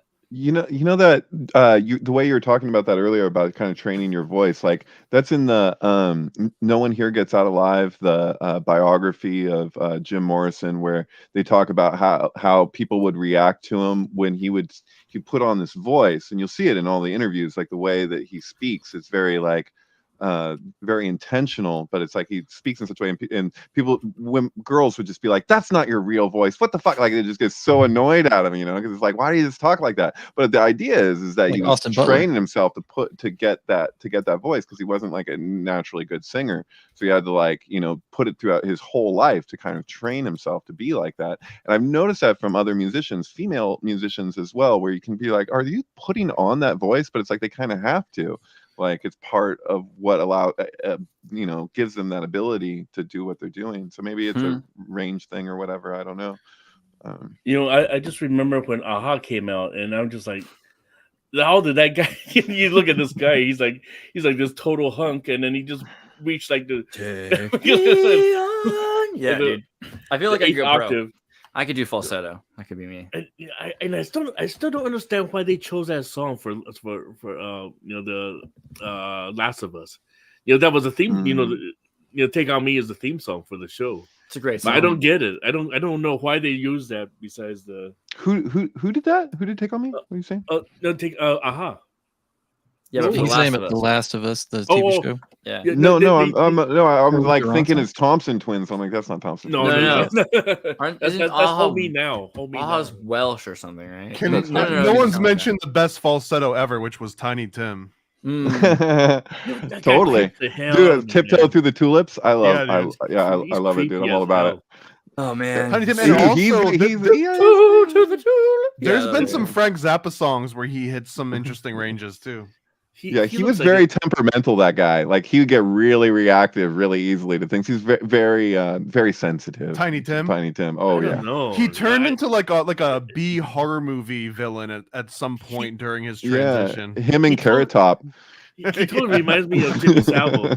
He totally looks like Jimmy Savile, just like this crazy baby eater. I don't Oh, know. that feels like just an wants to be insult. young. Although I don't know Tiny Tim enough to know whether or No. not that's on base or not. Let's distract ourselves with some further evil. So on Synchronous, we talked a bit about Chris Pratt. And Chris Pratt, he scares me. He's the Schwarzenegger bastard, right? Like, he's connected to the Schwarzenegger family. Yeah, he wants to be and part of the Kennedy clan, he wants to be president. He wants to be Really? president for Schwarzenegger. All right, keep going. Now, the Christ thing, what was this about? Oh no, well, it just he just trying to say that people were thinking like connecting him to the right wing and this and that, and it's just like he's a conservative Christian, and then, but basically he was I don't know how exactly to quote him, but basically he's saying this happened 2,000 years ago, and if people want to persecute me, I'm like, who you? You're Jesus Christ. The way he said it is like, Yeah, but what's funny is like he's been persecuted for things that happened like what, 15, 20 years ago. Like, he started Tromo, this guy, right? We're talking about the same guy? The No, Chris Pratt. Tromeo and Juliet and all of that shit. No. Chris Pratt's guy. Oh, Chris plays Pratt's Mario. in Guardians of the You're talking Galaxy. about He's James not the Gunn, I director. think. Yeah, I thought you were talking about the controversy surrounding James Gunn. I'm sorry. I'm no, Which out I of saw it. that movie last night, and I liked it. Isn't there a Oh. video where Chris Pratt like It didn't do apologized too in well, though. Chinese, or is that something else? You saw which movie last night? Oh, Tromeo no, and John Juliet? Cena. No, Guardians of the Oh, Galaxy. that Okay. Toxic Avenger. right. I mean, maybe Yeah. Chris Pratt's totally chill. I don't know, but like the fact that he's associated I'm with gonna the watch Schwarzenegger. Toxic Avenger 2 tonight. Yeah. Oh I just- God. I just don't like the fact that he kind of just dissed his first child, because his firstborn has like the birth defect, right? Like, Oh, really? yeah, there's a lot of like physical ailments and And he well- dissed his own kid. Well, That's yeah, what you he- call pulling a Lindbergher. yeah, Charles Lindbergh. this one is not fit Dude, for my genetic image. Eddie, I love what you said about Mario, and it made so much sense. Didn't that come out of you in the messages? Like Mario is an AI No, I film. said that. Like, you said Oh, that? Somebody, one of you guys said that. I love it. Like, I said it to like a few people after I read that, because I was just like, wait a minute, that would make a lot of sense. The whole writer's strike, and if it was that Mario was like an AI, like, even if it's just like the script or whatever, any part of it. And it's just like, wow, if this was a test, this is just so theoretical, but like, if this was a test to see if they could pull off like a movie, whatever percentage of it was AI, and it was like, and it was successful, then it would be like, oh, this is a crux of a point or something. It's like, this is like, everything kind of narrows down to this kind of moment of truth going forward. So it's like, of course that this would correspond to a strike. It's like, yeah, anyway. Yeah. We're so close to that, and in fact, I want to just make a prediction. I'm sure someone's made a million times before, but I think in like the near future, we'll probably see movies, and on the bottom of the poster, it's gonna have like a little like no AI was used in the creation. Right. It's almost like a Wow. non-GMO label on all of the media we consume. This is an Interesting. organic film. Yeah. Dang. Actually, I did That's already post. happening. The writer Neil Gaiman, right? Mhm. He posted on Facebook. Not He posted personally, the actual so- contract of the writer's contract. Oh, right. Let me go back to Yeah, you that. maybe want to look into the clause, because The Yeah, response was just like, we'll get back to you No. on that. Yeah, the No, I response think is it's just no. no. yeah, It was exactly. rejected. Straight up rejected. I don't know if It says like we will have an annual meeting where we'll discuss the new like Oh, this one, revelations in yeah. technology. Yeah. So yeah, regulated use of artificial intelligence on MBA covered projects. AI can't write or rewrite library material, can't be used as source material, and MBA covered material can't be used to train AI was the request, and the AMPTP offers rejected our proposal, countered by offering annual meetings to discuss advancements in technology. Right, there you go. Mwah! Yeah. Advancements in technology is not. I mean, that's That's not what we even saying we're going to expect. discuss what you're even asking us. We're just gonna. You know? Hey guys, you see new Candy Crush came out, and there you go. Meeting adjourned. Yeah. Did you see my photo? I joined the protest the first day. Oh yeah, And, I don't know if it's I on. don't know. Did you put it on Twitter or did you put it on Facebook? Well, I posted on. No, I didn't put it on Twitter because I didn't want people to see. So I've got an ignorant and offensive question to ask. Perhaps it might border in both of those areas. But Nice. Cool. I've heard this question come up, and I've kind of related to it too. And I worked at Disney for 10 years, and I worked at a point in time when Florida was giving these huge tax breaks to anyone that wanted to shoot, and then the government came in like a new, changing of the guard, and they cut those tax breaks, and all the money went away, and they had to shutter all these studios, and they closed down the animation lab, and they turned it into like a Star Wars ride. But so I understand like what happens when, industry and government screw up and people lose their jobs. But also on the other side of this is that like the AI and the writers' strike and everything, like how much are we on the side of Hollywood writers? Because when they're not striking, it seems like everyone's very critical. Oh, they're peddling, all these horrible values, and they're sneaking in this programming, and it's MK Ultra. And then the second they go on strike, everyone's like, oh my God, the writers are our saints and our saviors, and we need to be on their side. And I just don't understand that flip-flopping, and it's like I love Eddie, and I don't want Eddie to lose work. For me, it's because it's my bread and butter. It's the bread and butter, but at the same time, aren't we just like propagating programming? I will work and give my blood to Satan. Right. Well, I think the point is that like some of us would just argue that that's not all it is. So it's like and it's not always nefarious. So it's like, but it's like there's a whole fucked up scene in Hollywood that there was a few times where they almost got the lid came off. And one of those times was fucking Polanski, and one of those times was fucking Manson. Sorry to say, it's true. Well, can I throw out Weinstein too? Because I know a lot of people personally, like when the ODB documentary was getting put together, I know that ODB's brothers were trying to get it financed, and they knew that they had to go through the Weinstein company because Weinstein was like kind of funding all these hip hop related sort of endeavors. But it was like everyone knew that this was this horrible evil, but it was also the source of the income. And I just feel like there's this weird, like everyone's feeding the beast, and they know that it's the beast. So it's like, well, but my thing has merit. So even though I have to take the money from Satan to get this merit produced and out in front of people, like, why don't we just let the entire system burn? Writers never go back to work in Hollywood, and they just like form independent unions and work for like non-Hollywood. Right. And I know that doesn't actually happen that way. It's always been a fight between artists, people who are actual artists, and fucking industry. And it's just like it's the age-old battle. It's like that's just the way it goes. The origin of Bohemian Grove too, where it started by the artist and got taken over and there's by the corporate. There's one of the rare. Go ahead. Sorry. No, I'm just saying this. I joined. I mean, I joined Hollywood because I love arts. I love animation. I love movies. A lot of people like me, we went in because it's for the love of the arts, right? We watch these movies. I watch all these crazy sci-fi movies, Alien, Terminator, whatever. I never thought there was nefarious, hidden subliminal messaging, but I just knew that I loved the way the story. Alien's creepy enough.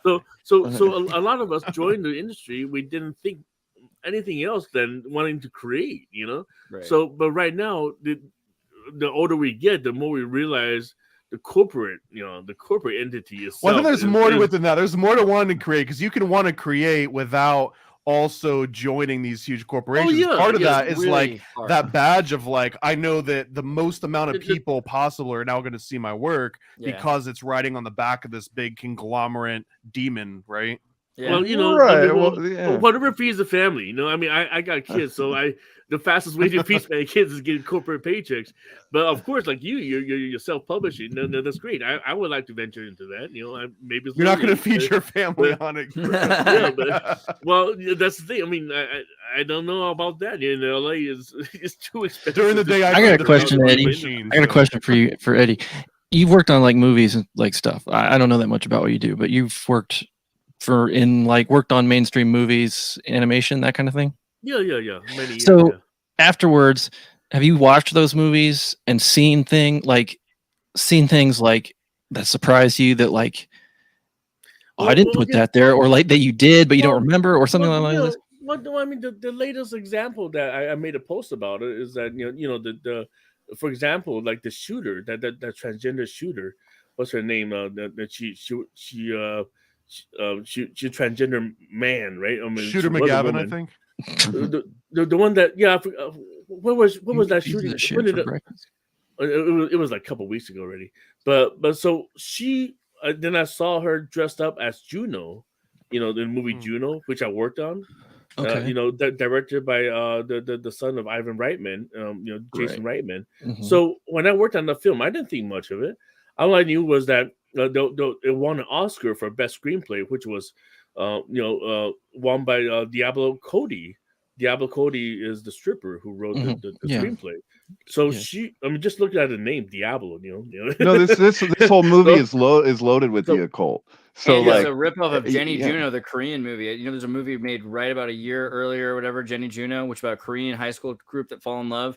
And the difference is that the entire community come to their aid to make sure that they're all right. It's like all about like it takes a village, basically. Right. This is it's ISIS, and it's so like Will Morgan made a video on Juno, and I don't know if it's still on. Juno's It's the wife still of online. Zeus, right? Yeah. So right, but there's a thing about like the empty chair. So like there's the chair that gets. You have it. Oh, nice. There's Juno, right? Where's she? Juno's up there looking at Jupiter with his lover, who is I forget now. There's a very strange relation. Yeah. So the shooter, Audrey. So she was inspired by Juno, and then next thing you know, when she died, she died a transgender with no children and never got pregnant. And I don't know, just a lot of things that I look back and like, wow, this movie actually affected her, and I don't know in what way. I mean, but then she worship and Ellen Page, because Ellen Page went to change her gender, and she followed. The reason I ask, kind of, because I'm just having this theory is kind of brewing in my head with the whole Writers Guild and AI and all that. Because like it seems like from the observations of synchronicity in movies and sync and stuff and Crypto K that there's so much stuff in movies that are written by writers that seem to be unintentional, and so it's sort of like a study of the degree to which humans are like in charge of our own sort of actions when we're writing. Like when we write, we become instruments of something else, Totally. And so now I'm thinking about the Writers Guild. Writers Guild is WG. W23, G is 7, so the Writers Guild is 237, and it's kind of against this force of AI, which is 19, 1 and 9. So it's 237 versus 19, and there's like, and I watched that Mario movie, and I was kind of like, I was having a bad night anyway, I guess, but I just didn't get anything from it. Like there was like, I didn't feel the kind of sync energy that's usually in something that feels it's like an authentically like human produced work. And I'm wondering about that difference of like, if does an AI created thing, is that going to produce synchronicity the way human created things do?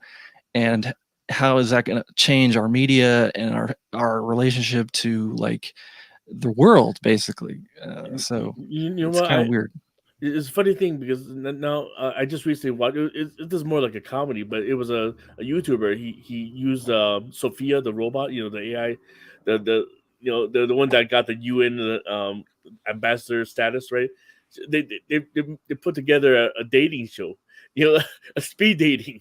The 10 guys try to speed date Sophia, and you should watch it. It's hilarious, but you just listen to the way she judged what makes an attractive man. Attractive date. Will Smith tried to hit on her. It was kind of horrible. Yeah, but it's just really bizarre how she's still learning. If you know her programming, she's still like the AI learning algorithm. She's picking up on human behavior and human sentiments. But then the way she judged men. And she ended up picking the two of the ugliest men of the 10 boys that were like screwing around, and then she picked. She doesn't actually have to breed with them, like she's still a eugenicist. That was one of the Sophia we're talking about. One of the guys was suggesting, "Hey, I want to see what's under that skirt," and then she's like, "There's nothing under the skirt." Oh my God, she's terrifying. That's the kind of response I expect to get from a liberal arts major from UCSC, though, right? There's nothing under here. Yeah, well.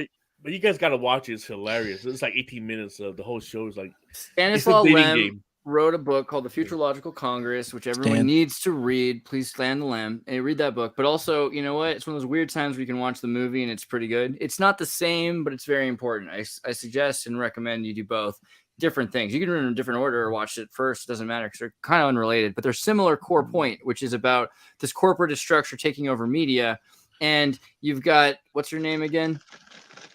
Robin Wright, and she's selling her likeness because her son's going deaf and she needs medication money, and the residuals from movies are down.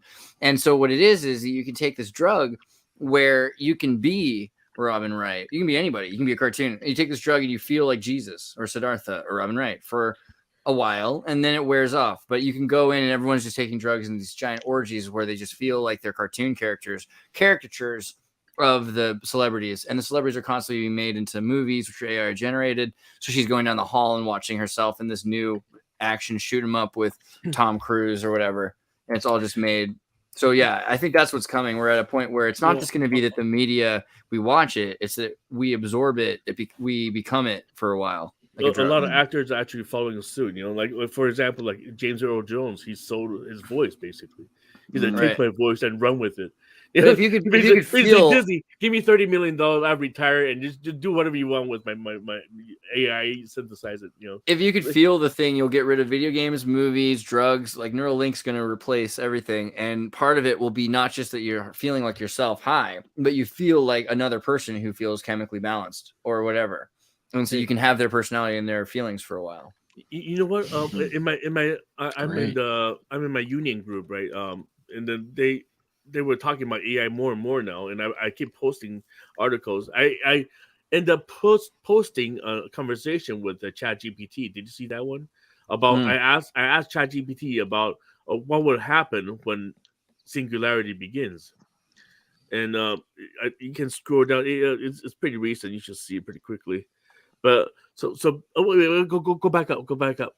It was the one with this one. Yeah. I had a feeling. So I kind of just compare to Mother, the Ripley talking to Mother. So what do? We cannot fight the alien, but I thought the alien would be the AI.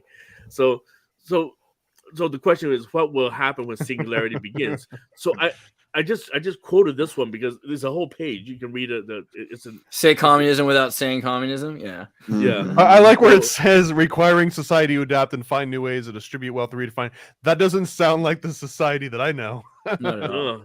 But basically, jobs will be eliminated. They have huge disruption with the job market and replace humanity. So, it's becoming a real issue. Read it. Oh, you want to read the whole thing? Okay, read it. It's not that long. Okay. I just read a crazy long thing earlier. Right. Well, you can read your line. You read your line, Eddie. What will happen when singularity begins? Automation and labor disruption. Advanced AI and robotics could potentially automate many tasks currently performed by humans. This may lead to significant disruptions in the job market, requiring society to adapt and find new ways to distribute wealth, redefine work, and ensure a basic standard of living for all. I don't know. That's the Bitcoin. Yeah. That's the thing that Max Kaiser, if you've ever heard him, has been saying a lot lately, which he's kind of a blowhard, but he's also right a lot of the time, is that Bitcoin is like anti-AI. It's like it's the Bitcoin will require labor. It takes time to produce it, and so the other thing is when you start saying it's the amount of time work becomes if your dollar is backed by time and you can only get so much time, the corporation can be immortal, but the person realizes soon that you can only get so much time. You can get more money, but you can only get so much time. And so that becomes the new currency in that future. Oh yeah, the amount of labor and hours you have, and also in terms of the movie, what's it called? In Time, vaccinated futures, like you be young and immortal up until the vaccine runs out. Right. That's sort of why I talk about Bitcoin as like a philosopher's stone, because it's like it's the best method we've just devised for storing time, which is kind of like built up energy. It's like you're transferring energy into the future. To do that, you have to put it into something that will last and is durable and is scarce. And I don't really care about Trump's thing. Have you put any thought into who Satoshi? Yeah, we just talked about this before you got here. that my favorite theory is that it was John Nash, the mathematician and cryptographer, that was in A Beautiful Mind. Did you ever see that movie with Russell Crowe? Wait, I thought you were talking about real somebody who's still alive. No, John Nash. No, he's dead. But he may have come up with the underlying ideas behind how the economy would work, and yeah, it might have been. So I always thought the NSA had invented it for interagent exchanges internationally, but with the help of MIT scientists and probably under the direction of some plan, from the government, right? The guy Tim Berners-Lee might be involved as well. Dude, can I just say I was looking at this thing? So it's somebody was sharing this, friend of mine, artificial double thought. And so the answer is no, because that's not true. The answer is technically yes, but also not really no. So this is AI. this is Chat GPT being asked, did Rochelle Walensky say, quote, vaccinated people do not carry the virus, don't get sick? And it says, no, Raquel Walensky did not say that, quote, vaccinated people do not carry the virus, don't get sick. While the COVID-19 vaccines are highly effective at preventing severe illness, hospitalization, and death, they are not 100% effective at preventing infection. It is still possible to contract COVID-19 after being vaccinated, although the likelihood of severe illness or hospitalization is greatly reduced. During a press briefing in May 2021, Walensky said, quote, our data from the CDC today suggests that vaccinated people do not carry the virus, don't get sick. But she was referring specifically to the fact that the vaccines are highly effective at preventing transmission of the virus from vaccinated people to others, not to the fact that they provide complete protection against infection. Wow. Did she say, quote, vaccinated people that? No, she did not say that, quote. And then she says she did say that, quote, but didn't say that. Yeah, what? She didn't say it. She just sort of, like, the words came out of her mouth. But I also love how it's touching on the fact that this is like a pharmaceutical Pascal's wager. God. Right, exactly.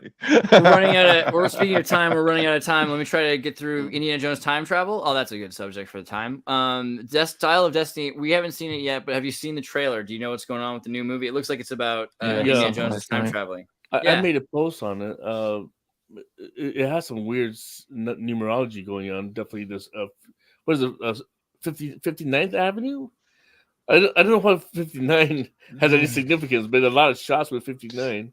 A bunch of trailers riding the horse. It's kind of interesting that they released that trailer on the same day as they released the new Oppenheimer trailer. So there's sort of like atomic bomb, time travel thing going on. Yeah, I don't know how far. Ooh, the booties. Hold on. I'm gonna look it up. It's not like a very cohesive post, but I just try to explore. It is interesting because they're doing the thing with the deep faking where Harrison Ford is going to play himself young. So they've already sold his likeness to himself for the government or the corporations to use forever. We're going to have Harrison Ford immortal AIs, now. Hey, isn't it interesting that guy who played the father in Back to the Future, what's his name? He was in the Forbidden Zone, Crispin Glover. So Crispin Glover didn't want to be in Back to the Future 2, and they had a lookalike play him. He wanted to have a bigger the use of AI in the future. But at the same time, I will say that movie that was the sequel to The Shining, what was that called? The Dr. Sleep. So Dr. Sleep, oh my God. If that would have been AI, Scatman Crothers, etc., it would have been so much better. I'm sorry. I have to say it was kind of difficult to watch where I'm just like, and I'm like, they couldn't get Danny Lloyd to do it. I know he didn't do another movie since The Shining, but fuck, did they ask him? It probably was available. Come on. I mean, I think the Indiana Jones time travel thing, okay. Yeah. 1 second. The Indiana Jones time travel thing is going to be interesting though, because I think, they're planning on revealing a lot about what disturbances have happened in the last 100 years, especially since government's been controlling time travel. Here's your post. So just some shots I thought was really interesting. Oh yeah. Well, for one, the music that played in the background, for the trailer was Sympathy for the Devil, and then there's something about. I actually can't scroll up because I'm trying to see what my writing was. So right here, Indiana Jones Dial of Destiny. Right there. Yeah. So it was released on April 4th, which is April 7th. The Euclid, the Euclid, and Pythagorean theater, and so also with this lighting, I'm trying to see. So there was was there a moon? something happened to the moon that day. Oh my god, I'm trying to see what I'm writing here. What day was Altamont? Because that's what Rolling Stones were playing "Sympathy for the Devil" when the Hell's Angel stabbing happened at Altamont, which was filmed by George Lucas, by the way. And Wikipedia will tell you that George Lucas was there, but they won't tell you that he got the money shot. But he got the money shot because there's photographs that were taken right when that happened, and he's standing by the camera that got the shot, and it actually happened over a tarp in a big area. It looked like it was, the whole thing has every indication of being a real and staged event, if you can put it that way. So it sounds like there is a sync established here, right? I mean, also Donald Duck. I wanted to get because we're talking about Indiana Jones, it's not fair not to. Where's the Indiana Jones scene? Is it? They're going to show it? Yeah, there it is, right there. So they originally wanted to shoot the elevator sequence, but it was too expensive. So they said, okay, well, let's just do the Scrooge McDuck sequence. So they took the comic book and then they just frame for frame filmed the scene where Donald Duck goes in, grabs the statue, and then the rock falls down and chases them out and rolls out after them, like the whole thing. And then they come out and then they're attacked by the indigenous people and they have to get in a plane and they have to fly away. The whole thing comes from a Donald Duck DuckTales comic book. Can you scroll up? Here. Keep going. One more frame. Go up. Oh wait, 176. Oh, okay. I thought I saw 1667. 1776. 1976, right? But we've got it in there. Well, 176 divided by 2 is 88, right? So 88. I don't know. It's a weird number over there. Yeah. So they're also the Bugle boys. You know, everyone's a Bugle boy, or they're one of the ducklings. You're either good or bad in the DuckTales world. It kind of feels like you're either duck or dog. That's so funny because I always thought that it was that, you know, you have this kind of Donald Duck or Scrooge with the Indiana Jones theme, but you're literally showing here through Cracked. Thank God for the Crack. Sometimes comes with great stuff, man. Yeah. Including Poltergeist. It was hard to find this article because it's so old too. I really had to scour for it again. But yeah, just the fact that Inception totally took its plot from when the Bugle Boys are trying to sneak into his mind, and he attacks them when he finds out that they're breaking into his consciousness. Pretty wild. He's got the dream helmet and everything. What was the other one? Is that the second one? 5. 4 is Indiana Jones. 3 was method to raise sunken ships. There was a ship. They put a bunch of ping pong balls into a tube. They put it underneath the ship, and then as the balls started to have air, it floated the ship up. He tried to patent it. They wouldn't let him patent it because they'd read the same DuckTales comic book that he read. They knew at the patent office that it had been written in this because they remembered it. And so they're like, you can't patent something from that comic book. And so it became public domain. But that's exactly what they did there. Also, there was a comic book called Uncle Scrooge that I believe made reference to the Ark of the Covenant. So there's another Scrooge / Indiana Jones link here. The first issue of Scrooge McDuck was called Christmas on Bear Mountain. Bear Mountain. Yeah, and Bareback Mountain. And there's the whole that I've mentioned before that the DuckTales TV movie Time is Money, it was called, came out 666 weeks before 9/11, and the midpoint of that is the Oklahoma City bombing. So, and then in that Time is Money thing, it's like their time machine is called the Millennium Shortcut, and they go back in time. The Duck Who Would Be King. Wow, dude, that was a reference to the Man Who Would Be King. And Bubba Trubba. Hey, Alex, why these ducks? I gotta ask you this. Okay, just kind of sidetrack, but people have been spreading this on like wildfire. It was, during the coronation, they said there's 6 months, 6 weeks, and 6 days between the death of Queen Elizabeth and the coronation. I mentioned that earlier before you got here. Get that. I just don't think it's correct. I don't know. No, it is. I looked it up. From her funeral on September 19th to May 6th is 6 months, 6 weeks, and 6 days. I thought it was calculated separately. Like they said. It is like just like if you go to the time calculator, just add 6 months, 6 weeks, 6 days forward from her funeral. It is. I mean, we could do it on air to. Let me try. Yeah, because I tried to do the calculation. I just couldn't come up with that. Wait a second. It was a little tricky, but it doesn't add up.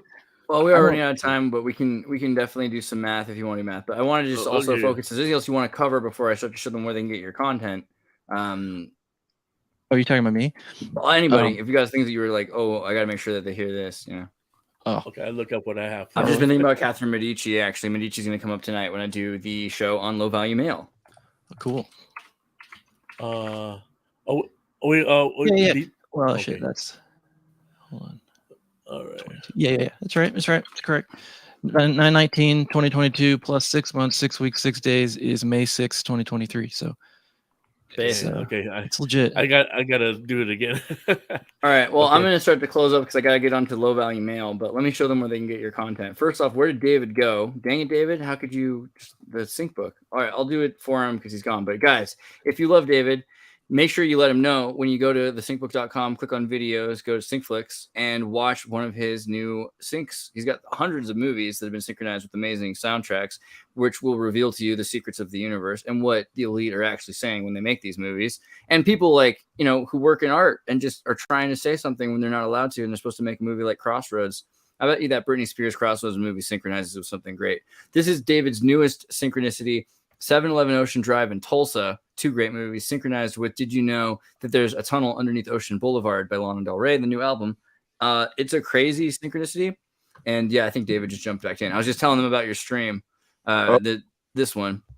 Could we do a Crossroads mix with East 1999? That feels like that might actually sync up somehow. I'm so into it. Yeah. Oh yeah, you got to do Crossroads. That'd be. You got to do Crossroads. That's what we. Can I address something real quick? Is it just some people in the chat saying like 7 months, 2 weeks, 6 days as opposed to, and yeah, it's like I don't normally like to do the kind of like alterations of like, I like it when it's clean or whatever, and I didn't come up with that one. But when it is, when it works, it works. And I think just use your imagination. It's not. You got to think about the Gregorian, Julian, Roman calendar. There's a lot of reasons why. And for instance, George Washington's real birthday is February 18th, and he says it's the 22nd, but he still wanted President's Day to be the 19th. There's a lot of compromises made because they fixed the calendars. And 6 weeks is 42 days, and so it's like there's just lots of connections to be made. So that's just what I want to bring. But I'm sorry to say I got to disappear. Is there anything you want to say about your sync, David? Before there's so many complicated things. This wouldn't be my first recommendation unless if you're like a big Lana fan that's actually familiar with all the ins and outs of her fucking relationships and all kinds of things. Because this guy, he's a cop in Tulsa, and so she made this album as like I love you and we're breaking up type album, And so like I have like 7-Eleven Ocean Drive, which is a cop and gangster movie that takes place in LA where she lives, and then you have Tulsa. He lives in Tulsa, and then she references Diary of a Teenage Girl in this, and it just felt like this whole thing that just kind of wanted to happen. So it's one of those